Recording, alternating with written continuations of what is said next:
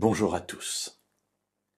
Avez-vous déjà rencontré des croyants qui vous mettent le moral un peu en dessous du niveau zéro?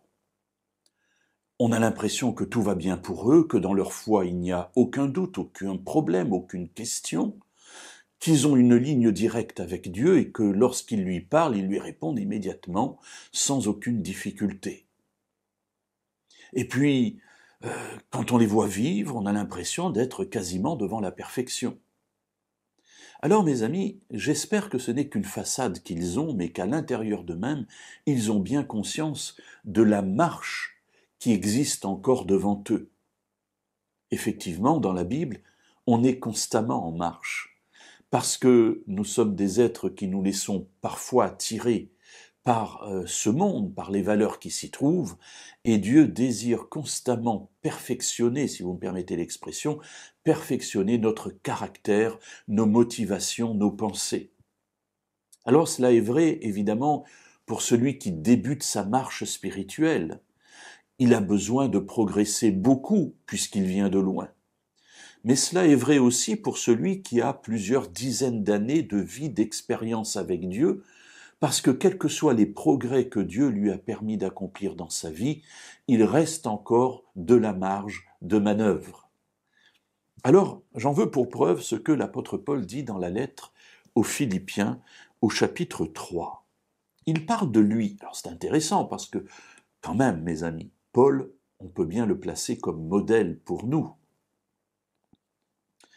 Ce n'est pas que j'ai déjà remporté le prix, dit-il, ou que j'ai déjà atteint la perfection, mais je poursuis ma course, afin de le saisir, puisque moi aussi j'ai été saisi par le Christ Jésus.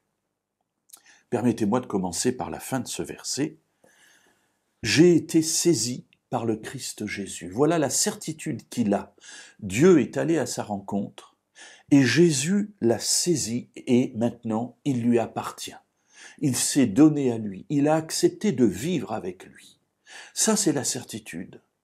Si nous l'avons, mes amis, le reste n'a pas d'importance, si je puis dire. Je formule les choses différemment, le reste coulera de cette appartenance avec Jésus. Oui, l'apôtre Paul avait conscience d'avoir été saisi par Jésus, et il dit, puisque j'ai été saisi par Jésus, alors je poursuis ma course.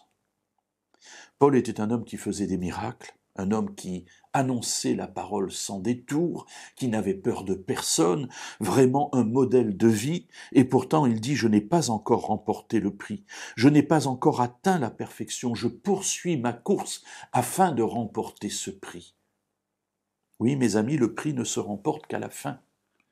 Si j'ai couru les 900 mètres de la course, mais que les derniers 100 mètres je m'arrête, eh bien le kilomètre je ne l'aurai pas parcouru et je perdrai ma course. Donc il faut de la persévérance, et dans cette vie de persévérance, Dieu me montre chaque jour quelque chose que je peux améliorer. Et c'est merveilleux, parce que Dieu ne se contente pas de l'état où nous étions lorsque nous avons été appelés, mais il nous présente un but, il nous présente quelque chose de merveilleux et va nous aider à l'atteindre. Alors demain, nous verrons encore un autre aspect de cela, toujours dans cette lettre aux Philippiens, en poursuivant notre lecture.